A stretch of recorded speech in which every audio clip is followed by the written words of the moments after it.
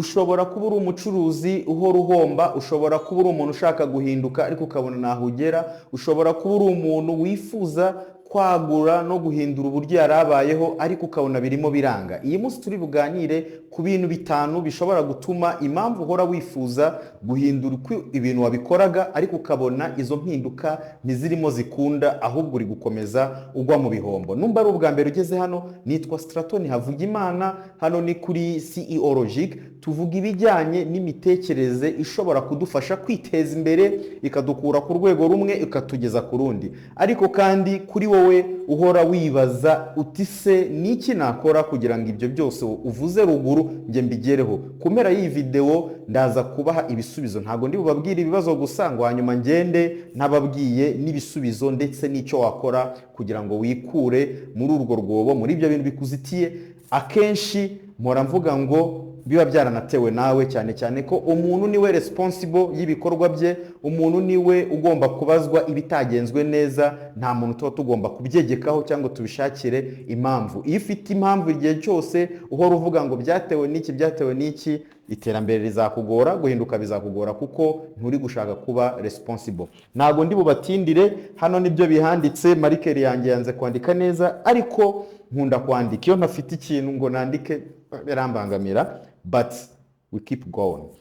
Ikintu cya mbere muri ibyo bintu nari maze kubabwira rero nuko usanga abantu benshi bagira icyo bita kwiga cyane. Dora tubwira ngiga ariko ugasanga ibintu urimo wiga ntago birimo bigufasha guhinduka bitewe n'impinduka ushaka. Iyi munsi haje imbuga nkoranyambaga aho abantu benshi basigaye bafite motivation, bafite amagambo iyi munsi haje imbuga nkoranyambaga aho abantu benshi baza bafite ubumenyi bugiye butandukanye mu mpande nyinshi z'ubuzima, barimo batanga inama z'iterambere, inama z'ubuzima, inama za siporo, inama z'umubano, inama mu kurya, inama mu bintu byinshi. Hanyuma wowe kubera yuko amahitamo yawe kuri social media ntayo ufite, ari ukumanura gusa, ukajya umanura rimwe na rimwe ukamva biriya bikakuvanga. Iyi munsi washakaga kugira ubuzima bwiza ko no gukora business. Ni wumva abantu babiri batandukanye ukumva Strato ndi bukubwire ko kuryama amasaha menshi ari bibi, ariko niwumva umuntu ukugira inama mu bijyanye n'ubuzima, we wita ku buzima bwo mu mutwe n'ubuzima bwacu bwa buri munsi, arakubwira ko ugomba kuryama amasaha 8 ukaruhuka. Hanyuma izo mvugo ebyiri ziratandukanye ariko zose zagufasha. Buri wese rero kugira inama bijyanye n'intego n'icyo wifuza kugeraho. Wowe niba intumbero yawe, intego yawe ari uko ugira ubucuruzi, ari uko ugira business, ari uko ugira intambwe ugeraho, wijya kumva umuntu ukubwira ibijyanye n'ubuzima kubera yuko aragucalenjinga, kuko muri byo harimo ibyagufasha yego, ariko harimo n'ibyakubuza kugera ku ntego. Ntago uri bujye kumva umuntu uvuga ibijyanye na siporo n'ibijyanye n'imirire hanyuma ngo bihuze n'umuntu uvuga ibijyanye n'Imana, kubera yuko ushobora gusanga izo motivation cyangwa se ayo magambo yikangure barimo bakubwira wowe atari bugire icyo agufasha ku iterambere ryawe. Bityo rero icyambere twatubonye ko kwiga cyane byinshi rimwe na rimwe bidafite umumaro bishobora kuba imwe mu mpamvu ihora igusubiza inyuma. Wajya ubu bwonko bwacu buremye mu buryo amakuru bwumvishije iyo tuyashyizeho umutima buyafata nk'ukuri. Gutandukanya ukuri n'ikinyoma ubwonko biragora cyane. Bityo rero niba washaka kugira ngo utere imbere ibi byose ubicemo, ku mpera y'iyi video nabwiye ko turi bashyire igisubizo cy'ibibazo turimo tubona. Icya kabiri gishobora kuba gituma udatera imbere, uhomba, udahinduka, utaguka, icya kabiri nakibabwiye nuko uhora wibaza ngo ngo ubu nshoye muri business, ariko ugahora wibanze cyane kubizavamo aho kugira ngo wite ku nzira uri kubicishamo. Yego ni byiza kugira inzozi, turanabibakangurira. Buriya ngo iyo ushaka gutunga imodoka wibona wayigenzemo, iyo ushaka inzu nziza uba ugomba kuyibona uyiryamyemo, ukagira inzozi n'inyota zo kubaho hantu no muri ubwo buzima. Ariko iyo ari byo ushyizeho umutima, uhora utegereje ngo reka negereze igihe cyiza nzabona amafaranga mbikore, reka negereze igihe cyiza nzasevinge nkore cya kintu, ukibazigirwa ko urwo ari urugendo ugomba kugenda rutangirana n'intambwe imwe kugeza ugeze kuri bya bintu. Iyo uri umuntu uhora iteka rero wishyize mu mutwe ko ugomba kugera kuri cya kintu hari ko unuvuga ngo uri mu abantu bita aba perfectionist bavuga ati hatazagira unseka hatazambona nabi reka ntegereze igihe runaka nzagera kuri biriya bintu. Icyo gihe impinduka zirakugora kubera yuko nta mwana uvuka ngo yuzure ingobyi, nta mwana uvuka ngo atere intambwe ya mbere ahita agenda abanza gukambakamba agahaguruka akishyigiriza ikintu hanyuma akakirekura akabona akagenda, kandi uko ugenda usaza ugenda usubira hasi. Ubwo aho ni ku bijyanye n'ubuzima. Ariko niba uhora uvuga ngo nzakora ikintu hanyuma ntugikore ngo utegereje ko uzagikora ufite ubushobozi bwiza, ufite amafaranga, ufite ibyo wagezeho, ndagira ngo nkubwire ko bizagorana kubera yuko urugendo n'iterambere ntago ari ibintu biza gutya ngo bite biba ako kanya, ahubwo ugomba kugira icyo ukora kugira ngo bigereho. Icya gatatu, uhora wumva wagira ngo ubuzima ni shortcut cyangwa se buroroshye. Ushaka kugira ngo wumve strato nkubwiye ngo dore ahantu washora miliyoni ukabona miliyoni 2, ngaho niho nari nkeneye. Aho hantu bashora ibintu byihuse kuki ushaka guca inzira ya bugufi. Inzira ya bugufi ibamo abajura, barakwirigira ngo zana amafaranga tugushorere, tukwereka uburyo wabigenza, ngo gura ikibanza ahantu hagezweho, ngo yashore muri ibi bintu, nta bumenyi ufite, nta makuru ufite, nta bantu muziranye baciye muri iyo nzira ngo babigusobanurire neza, hanyuma wowe ukumva ko inzira ya bugufi yawe izakugezayo. Amarangamutima yawe yikoshya ko hari inzira ya bugufi ibaho. Nshuti yanjye, wowe udukurikiye, mushiki wanjye, mukuru wanjye, barumuna banjye, mwe mwese turimo twiga, nta nzira ya bugufi iriho. Hanyuma amarangamutima yawe wituma undi muntu yafatirana ngakumvisha ko ya modoka koko wifuze kuri yanjye ngo tuvuze yari ruguru we yayikugezaho mu gihe cy'icyumweru. Bisaba igihe, bisaba gukora, bisaba gusevinga, bisaba kubaka systeme igukora bya bintu. Wishaka kugura imodoka, wishaka gushyiraho wige niba uri umukobwa uzi ko utayishobora, wishaka gushyiraho inzara uzi ko utabishobora, wishaka kuba mu nzu ya 450 nyamara hari n'inzu ya 200 wabamo, wishaka kujya gutura i Nyarutarama nyamara wanatura Norvege. Nta bintu biza mu buryo bworoshye. Wirebe uko abandi babayeho baciye mu bintu ngakubwira uko yabigenje, wohite wumva kubyumva gutyo bingana no kubikora. Sibyo? Uyu munsi ndi kwigisha, ndi mwarimu, ariko maze imyaka 20 niga. Iyo myaka 20 niga rero wowe ntabwo utekereza ngo nanjye ejo ngo ndaje mite niga. Hari experience ibyo naciyemo wowe utaciyemo nge mperaho nigisha.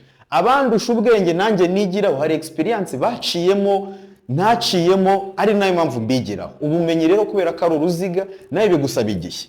Buri wese afite icyo akigisha, afite icyo atanga, ariko hari inzira bicamo intambwe ku ntambwe, wihubagurika, wishukwa n'abantu bakubwira ibyiza ngo wumve ko hari inzira bugufi y'iterambere, ugende gake gake. Hanyuma icya gatatu, wigira inyota yo kugira ngo ube Mr. Right. Hari isomo ubushize nararyigisha akantu kagarutsemo, ariko wishaka kugira ngo ibintu byose uko bikoze bigende neza 100%. Erega gushora miliyoni ukunguka 200,000 ukagira miliyoni 200 biroroshye, ni na byiza, ariko niyo uhombye 200 ntibivuze ko 800 usigaranye atakora ibindi bintu, kuko uba wize mu isoko iryo ari ryo ryose. Iyo tuvuze isoko nano hari abakiriya n'ibicuruzwa na serivisi abantu babigura, habamo kunguka no guhomba. Ese reka tuvuge nk'urugero, ufashe 200,000 ukabyishyura ku muntu ugiye kugukora marketing, ayo mafaranga ubu yahombye cyangwa ubu yungutse? Kubera yuko avuye kuri konte yawe abasohotse, ariko mukuri hari icyizere cyuko bya bintu ugiye kwamamaza kizayagarura. Nivuga ngo muri miliyoni wari ufite ukuyemo 200, wishyuye umuntu kwamamariza, wishyuye umuntu gusobanurira ibintu, wishyuye umuntu kwereka inzira, hanyuma usigaranye 800. Ya nzira kweretse ni ishobora kugufasha kuzabona ibindi 200, 300, 400 ukagaruza ya mafaranga washoye. Hari isomo nakoze nari ndimo nigisha kubijyanye na return on investment, cash flow, break even. Abaribonye niringire ni isomo ririkurikiye, ni nk'igice cya kabiri, kubera ko ibi bintu itabyumva n'ubundi ukomeza guhomba. Ubwo rero tangira wumve neza ko utagomba guhora wumva ko ibintu bigomba kugenda mu buryo wabishakaga, ibintu byose ngo ngewe ngo rwose ngo ubwo bitagenze gutya urwara umutwe, wowe gusinzira, depression zikwice. No mu buzima ibi byose nge nuko mbivuga mu iterambere, ariko wanabyaprayinga mu bundi buzima busanzwe. Ntabwo ibintu bihora mu nzira nziza. Umuntu nujya gusaba umuntu service akayikwima, ntuzumve ko hari icyo akugomba. ntabwo wowe ubuzima bwabereyeho kugira ngo bukunezeze, usabe serivisi uyibone, uvuge uko wifuza ibintu ubihabwe, uca ahantu bagukomera amashyi, ntabwo uri igitangaza, ntacyo urusha abandi. Ahubwo iyo nzira yo kubaho muri ino si ni uko ugomba rimwe na rimwe kwemererwa cyangwa ukangirwa, gukora ibintu bigakunda cyangwa ntibikunde. Rero igihe cyose ntabwo ibintu bihora ari right. Ibyo nibyo bishobora gutuma tudatera imbere, kubera yuko uhora ushaka ngo abantu bambone neza, bigende neza, ukanga guhaguruka ngo ukore, na cya gihe byagenze nabi ukiryamira ukarira ukiyorosa amashuka yawe, uzi ngo nibwo bizakunda. Ni inzira ndende igusaba kwihangana. Hanyuma icya nyuma ari nacyo cya gatanu ni ukubura sisiteme nziza yagufasha gukora bya bintu.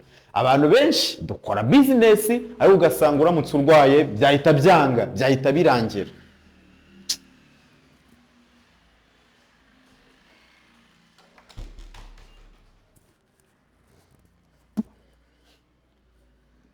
Hanyuma ku mwanya wa gatanu turahasanga icyo bita kubura sisiteme. Kubura sisiteme igufasha gukora bya bintu. Sisiteme ni iki? Iyo tuvuze ngo sisiteme ikora ikintu ni iki? Twe turi mu bucuruzi duhora tuvuga ibijyanye n'iterambere. Iyo tuvuze sisiteme ikora ni igihe wowe wakoreye amafaranga, ufite bizinesi, ariko iyo utakoze uryamye barakubwira ngo boss twinjiza aya mafaranga, boss duhombye aya mafaranga, boss tubwire dukora iki next. Wowe ukicara uri umutwe wo kuyobora. Ni nayo mpamvu channel zanjye nge nzita CEO Logic. Niki umuyobozi w'ikigo aba agomba gutekerereza ahazaza? Iyo bavuze gutekerereza ntabwo bivuze gukora. Uba ugomba gutekereza mu buryo bwagutse, mu buryo bufite vision na objectives zifatika, hanyuma ukabyigisha abantu bakabigukora, bakabishyira mu bikorwa, ukabahemba mu mafaranga binjije, hanyuma bakagufasha nawe gukomeza utekereza no kwaguka. Niki umuyobozi wa business yagakwiye kuba akora. Rero iyo udafite system yubakitse mu ubwo buryo birakugora kandi ugahomba. Kuri iyi channel nakozeho ikiganiro nkita ngo ni gute wakora ubukungu bwikoresha systeme yikoresha waba uhari cyangwa udahari. Wajyaho ukayireba, nitwa Stratoni Havugimana kuri YouTube, niho ibiganiro byose tubicisha. Rero iyo udafite systeme nziza uhora ubura amakuru yizewe. Ndongeye mbisubiyemo, amakuru ni ikintu cya mbere cy'ingenzi. Ese bundi kubera iki ibi bibazo biba, ni iki twakora? Kubera yuko rero usanga abantu bihorera mu ruziga rumwe rwo kwiga amakuru mabi, ugashaka amakuru menshi, sibyo? Ugasanga wifitiye amakuru menshi. Wamara kubona amakuru menshi ugahita uvuga ati ibi bintu nize reka nangire mbishyire mu bikorwa. Ubwo ukaba utangiye gushaka gushyira bya bintu, gushyira mu bikorwa, sibyo? Gushyira mu bikorwa. Barakubwiye ngo gutangira ubyuke hakeye, ngo tangira urye, ukaba utangiye kurya koko neza, ubonye amafaranga, ngo nimba wahembwe ngo ujya wigaburira. Ugahita ugenda ukajya kugura amabaga, ukarya amaburusheti biki, ejo bundi ugahita uhura n'undi nawe agahita akubwira ngo ariko rero biriya bintu si byiza, ibiryo byinshi bishobora kukubyibushya, tangira, ukaburongera urahindaguye. Kubera iki? Ufite amakuru menshi mu mutwe ari gutuma udatera imbere. Ndi gukora summary ibyo maze kuvuga ruguru. Hanyuma ugahora ushyira mu bikorwa buri kintu cyose wumvishije. Hanyuma iyo umaze kugera aha ugwa mu rujijo. Ugwa he? Ugwa mu rujijo. Ugwa mu rujijo. Kasi ubundi ndizera nde? Ndizera Straton, ndizera kanaka, ndizera nde, bimeze bite? Ugahora wibaza ngo ubundi ibi bintu nabonye nabwiwe byipi, ko bambwiye ngo sindyame, undi agaba arambwiye ngo ndyame kubera impamvu z'ubuzima, undi arambwiye ngo nkora iki, none nkora iki, ndeke iki. Bityo rero wowe icyo ugomba gukora nicyo turi bugiye kukubwira mu gace kagiye gukurikira, kuko ntitwakubwira ibibazo ngo twe kutakubwira ibisubizo. Hanyuma icyo gihe kubera ko bya bintu ugwa mu rujijo ugahita wishyura, ukishyura amafaranga menshi, amafaranga menshi y'ubusa, sibyo? Y'ubusa. Ngo ubujiji bwishyurwa amafaranga menshi kubera ko utashatse kwiga, udasobanukiye ibintu, ufite amakuru menshi mu mutwe, ntuzi icyo gukora, uri gushyira mu bikorwa buri kintu cyose wumvishije, hanyuma ukagwa mu rujijo ngo nkora iki, ugatekereza ko amafaranga yari bubigukuremo, ukihorera muri uru ruziga ruhora rwisubiramo uvuga ngo uyu munsi nizi ibintu ejo ukaba wongeye wize ibindi ukabura ikintu na kimwe ugeraho ukabona nturi gutera imbere ukabona uri guhomba kandi wize ibintu bigufasha ukabona nta mpinduka uri kugera ukabona nturi kwaguka nyamara uriga nyamara ugira iki impamvu ishobora kubitera ni uko uba ufite amakuru menshi rimwe na rimwe adakenewe wiga ibintu byinshi ku bantu batandukanye batari muri niche cyangwa se batari mu rwego cyangwa segiteri y'ibyo ukora tuvuga nk'urugero nimba ushaka kwiga ibijyanye n'ubucuruzi wijya kwigira amakuru y'ubucuruzi ku muntu ukora ibijyanye na siporo amakuru y'ubucuruzi urayigira kuri Strato uyigire kuri Ale uyigire kuri Fiona uyigire kuri Coach Gael uyigire no ku bandi bantu bakora ibindi biganiro ururimi rw'amafaranga izo ni channel zose nzi zivuga ku bijyanye n'amafaranga n'imikorere yabo abo bantu niba uri bugende ukigiraho ibyo bintu hanyuma nujya kwiga uri kwiga ukaba wabwiye atari ko ngo ujye uruka igihe gitoya ikindi gihe ugikoresha amasaha yakoresha neza umunsi ugira amasaha 28 hanyuma ukoremo byibuza 16 urukemo make kana Yesu kuyarukamo yose ugire nandi yo kwiga undi agahita avuga ati ku mpamvu z'ubuzima iryamira ubwo none ukabugiye hehe muri rwa rujijo ukabutangiye gushyira mu bikorwa ukabugoye mu rujijo ejo ugahita uhura n'undi ati nyishyura amafaranga ngo usobanure uko ibintu bikora ukabuyishyuza ikari bugukure muri rwa ruziga rw'ubujiji urimo wamara kuyishyura ukabongera ugize amakuru menshi ukaburongera utangiriye hahandi hose twavuze ugahora muri ukabona nturi gutera imbere ahubwo ubaza ngo byagenze bite n'iki ntakora ko bambwiye ibyo byose bambwiye nabikoze n'iki ntari gushyira mu bikorwa ibyo bibazo ujye ubyibaza ujye uhura n'urwo rujijo rungana gutyo yewe wanagerageje kwishyura amafaranga ngo bigende neza ubona biranze niba ibyo byose ujye ubyibaza rero ngaha rero noneho ngiye gutanga ibisubizo by'ibintu bikeya wakora bimwe muri byo turaza kubona ko nawe uri igisubizo muri byo kubera yuko iyi video yazi igihe cyo kugira ngo igufashe icyo kintu ikintu cya mbere noneho babantu nakubwiye wabonye Strato wabonye Ale wabonye Fiona wabonye ururimi rw'amafaranga wabonye bagaye bigano baba VIP sinzi niba bakibikora ko byari byiza wabonye izindi channel zose hari n'indi bita Eric Shaba n'umuntu wamaze iminsi mbona afite ibiganiro byiza aho bose wababonye n'izindi nyinshi wenda ntabashije kwibuka wize ibintu niki uba ugomba gukora nkawe ubwawe ikintu cya mbere uba ugomba kumva buri muntu ukiga ugakura karita imwe kwa Strato ugakura karita imwe kwa kanaka ukabubonye ibintu 10 hanyuma wowe ugasoma witonze ugakora deep analysis ugakora ubushishozi bwimbitse hanyuma muri bya bintu ukishakamo wowe ukishakamo muri ibyo bintu ukavuga ngo iki kijyanye n'amahame yanjye iki kijyanye nuko ntekereza kijyanye n'inzozi zanjye ukikoramo verisiyo yawe twese turi ibyo twahawe n'abantu twanyuzemo njye navutse ndi uruhinja iyi munsi bindi kuvuga ntabyo navukanye ndarerwa abaturanyi mu ishuri kaminuza masters akazi experience kuri YouTube gusoma ibitabo imana mu rusengero muri sport abantu bose narabumvishije nawe uba ugomba kura muri bya bintu ukikuramo wowe verisiyo yawe ukavuga ati uyu ninjye kanaka ngomba kujya nkurikiza ibi ariko ibyo bintu kugira ngo ubikurikize bikunde nuko ugomba kureba ngo ngewe mu iterambere ryanjye nshaka kugera kuki ngiye gucuruza ngiye mu buhinzi n'urugero hitureka channel ya Strato ujye kureba umuntu ufite channel y'ubuhinzi uko nakubwira iby'ubuhinzi uzakomeza usobanukirwa ubuhinzi wumve n'abahinzi uko abandi bakora iterambere uko bakora export uko bahinga ibihingwa bigezweho uburyo supply chain yose uruhererekane kuva ku muhinzi ubikora no ku mbuto kugeza bigeze ku isoko no mu nganda bikorwa gute uzahakura amakuru akwaguye ujye ureba abantu bajyanye n'impinduka wifuza kugira umubano mwiza wiza kureba Strato ko gisi nigisha imibano myiza nigisha amafaranga n'iterambere genda urebe umuntu uvuga ku bijyanye n'ubuzima bwo mu mutwe mariage n'abandi byose bigenda gute ubitambukemo nibyo bizagufasha wirinde guhora wiga buri kintu cyose ni byiza kugira ubumenyi hose ariko rimwe na rimwe biguha amakuru menshi ugashaka kuyashyira mu bikorwa, ukabuguye mu rujijo kuko ubona bitari kugukorera, ugahita uhura n'umu expert agahita avuga ati nyishyura ngufashe, ukaba umutakaje amafaranga, ukaba urahombye, wamara guhomba ukongera ukagira andi makuru ukabona ntahataniye naho wahereye, ugahora muri rwa ruziga twamaze kuvuga hano ruguru. Ishake muri icyo kintu. Hanyuma icya kabiri, numara kwibona uvuge ngo ese njyewe bundi nkeneye iki? Kaya makuru nyabonye, nkeneye kuba nde? Nkeneye kugera he? Intego yanjye ni iyihe?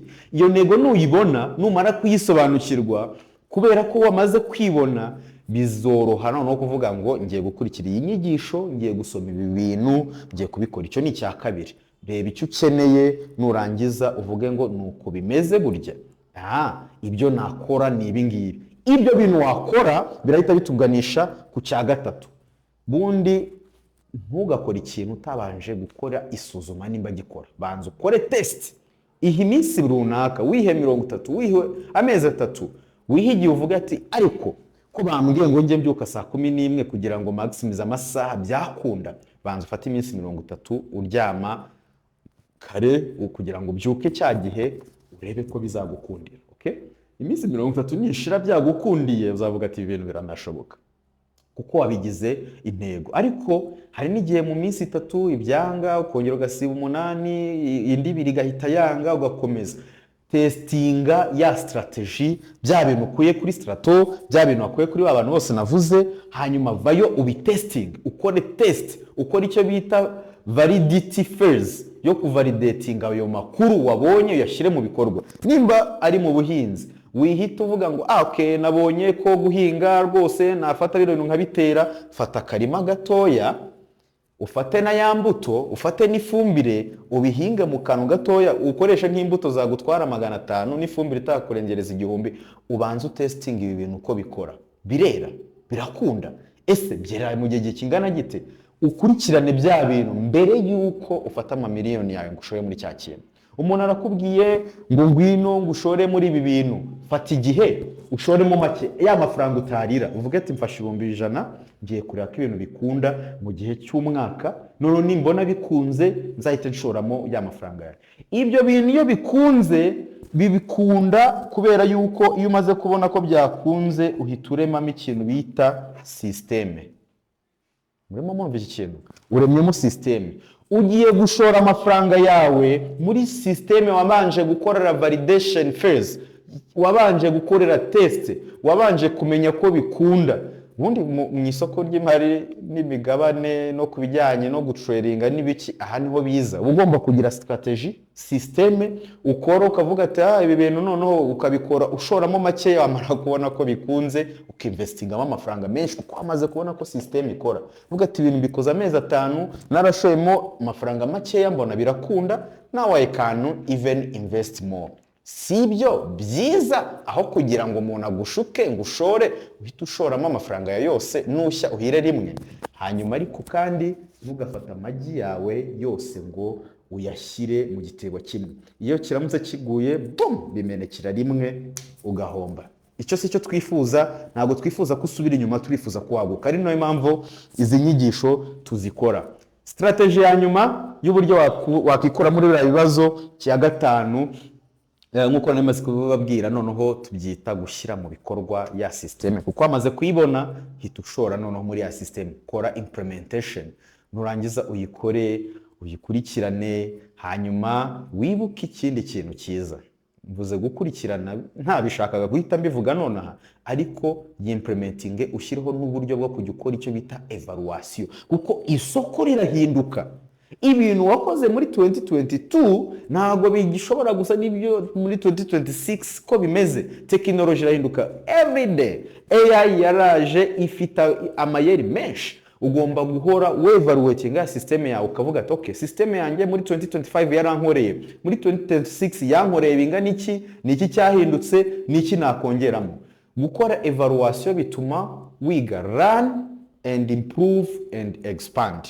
Tubaye turi mu ishuri rwose twahita tuvuga ngo urakoze mwarimu, mukakoma amashyi, ariko nizere ko nawe aho ubyumviye ugiye kubikora wandika muri comment ngo urakoze mwarimu Straton, hanyuma ariko kandi unakora subscribe, usharing iyi video, kubera yuko aya makuru ashobora kugutambutsa ibintu byinshi kugira ngo ugire amakuru akenewe atarakuvangira mu mutwe. Abantu benshi baravangiwe, ugira byinshi nabyo bikakuvangira, ukabura bikeya nabwo ukabura. Noneho rero wowe ishake mu makuru yose wumva, wibone, ugire strategy yawe, uyishyire mu bikorwa, hanyuma waguke utera imbere.